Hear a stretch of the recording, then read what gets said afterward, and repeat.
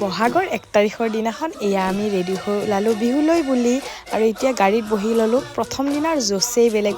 প্ৰথম দিনাখন বিহুত ওলাওঁতে মানে ফূৰ্তিৰ শেষেই নাই আৰু এতিয়া আমাৰ দাদা আহিয়ে লৈছে এয়া চিৰা দৈ সোৱাদ। পিছে আমাক কেৱল ভাতহে লাগে, সেইকাৰণে বহি লৈছোঁ। ইমান যে সোৱাদ লগাকৈ ভাত সাজ খালোঁ, দালি চব্জি আৰু ভাত।